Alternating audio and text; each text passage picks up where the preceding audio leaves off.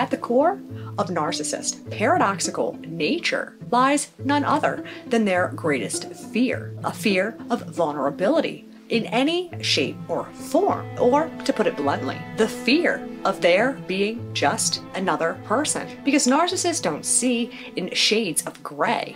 Everything to them is black or white, but being people of the extremes, it's either perfect or it's a disaster. And within this fear that drives them to maintain this delusional belief of superiority, and such they go about living their lives, distancing themselves in every way possible from anything that isn't suggestive of their being right, better, more powerful, and has but absolute control. Yet conversely, one of our chief fears is fear of the unknown, the unfamiliar, and unpredictable. So all the while, they go about dehumanizing, demoralizing, and slowly chipping away the very essence of the person that their victims once were, with what feels like a dull, rusty ice pick, as the unfortunate souls on the receiving end become increasingly more uncertain as the months of trying to humanize their behaviors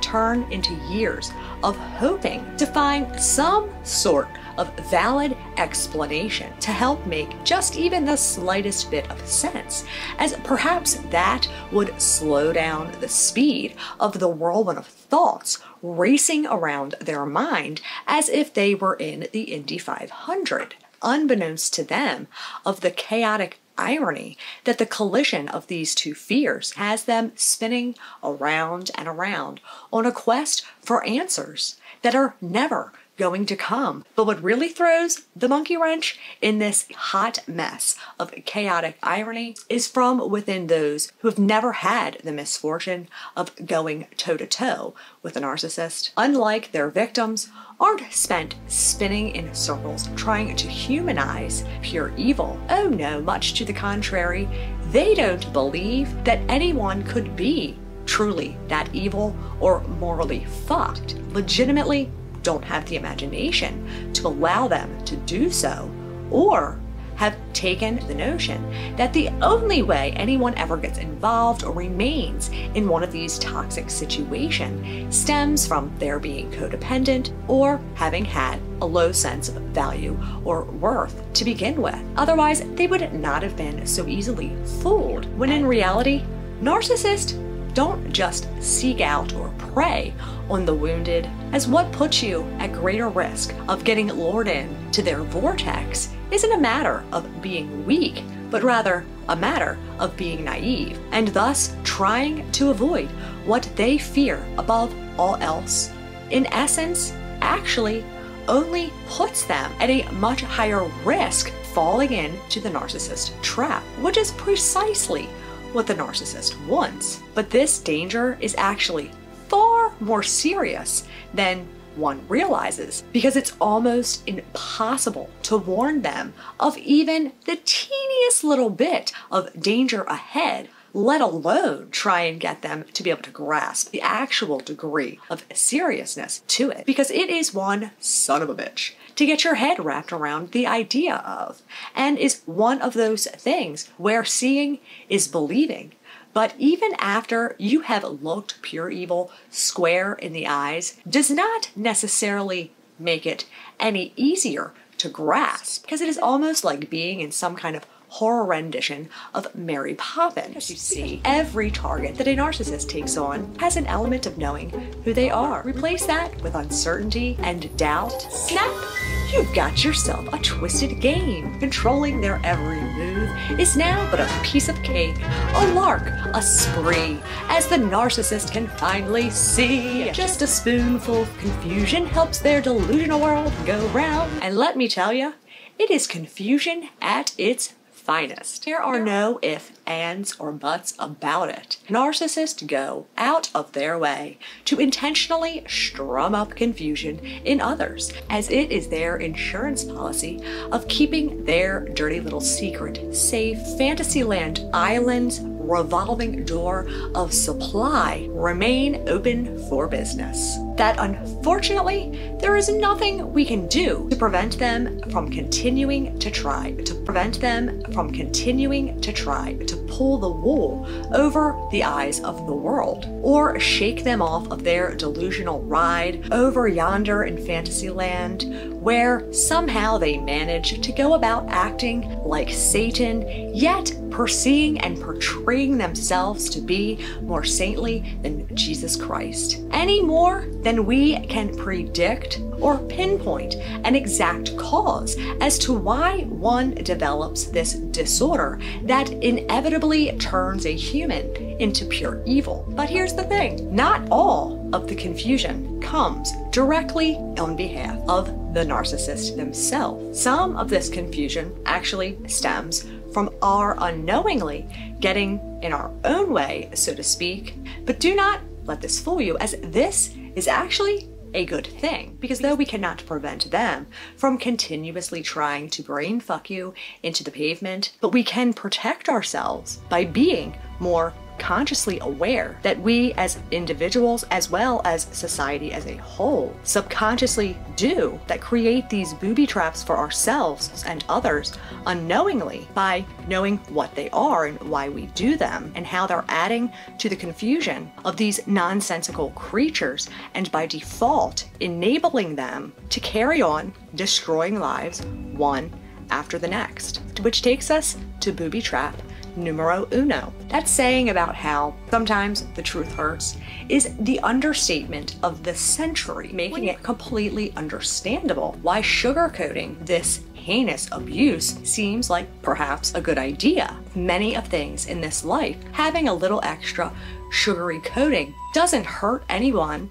or anything. However, narcissist and narcissistic abuse are not some of those things, because everything about them stems from and is built off of a foundation of lies, promoting hope into hanging on, or that possibly things could get better for those who have already been brainwashed into believing that they can't survive on their own and are trauma bonded to their abuser, is like crack cocaine. Fostering such a dangerous optimism in their victims isn't going to make the already extremely difficult decision of cutting their ties in efforts to get back the life that these demons had no right to ever take from them to begin with.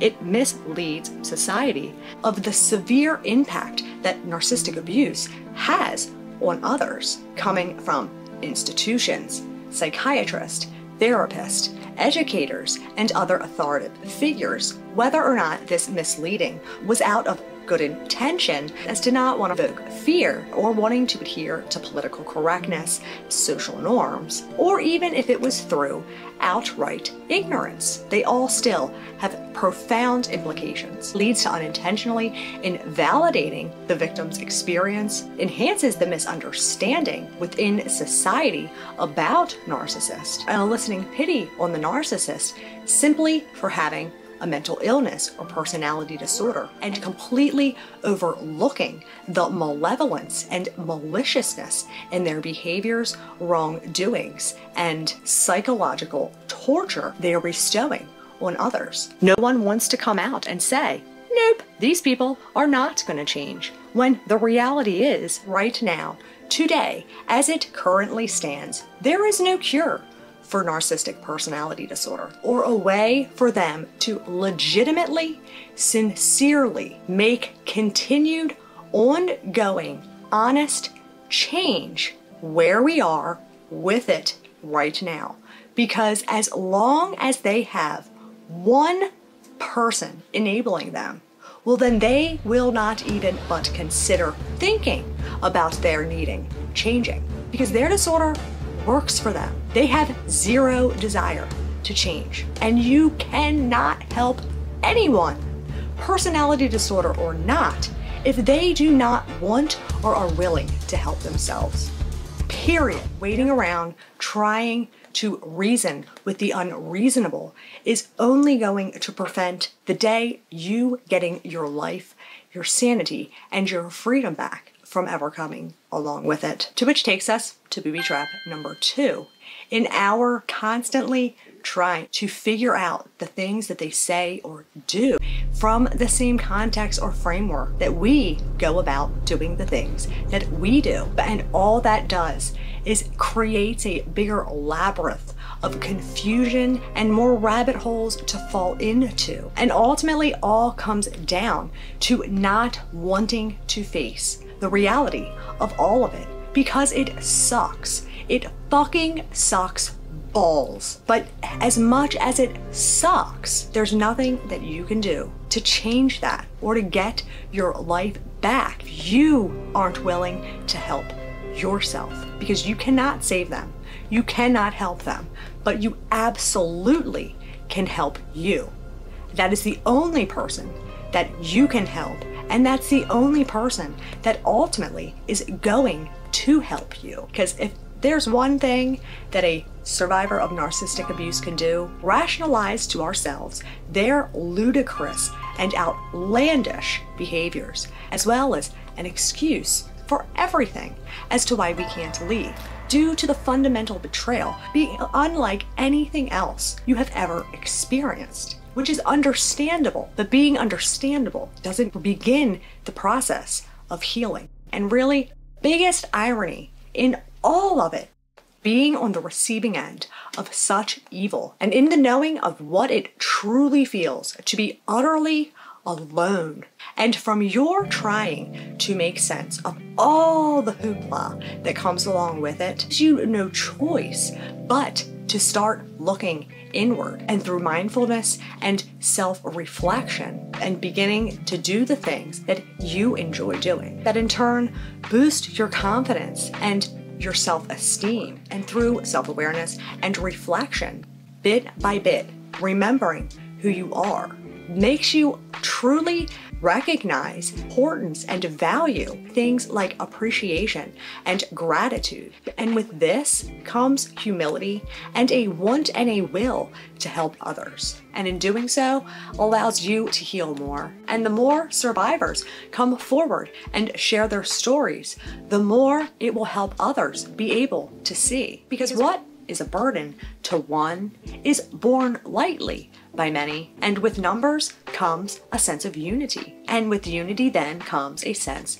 of belonging and familiarity, to which we as humans are instinctually drawn to. Nobody knows this better than a narcissist, as they use our attraction to what's familiar to lure others in from the get-go. But as good of a show as they can put on, and as remarkable their ability in mirroring and mimicking others, there is one thing that they will never be able to pull off or falsely portray, to which is that of genuineness and authenticity. And it's within this that makes your truth the best combat to the narcissist lies. Because as steadily as the bullshit rolls off of their tongue and flows out of their mouth, doesn't touch a sword to the genuineness and authenticity seen in your eyes while you share your story, exposing these monsters for the evil that they are with nothing more than your truth.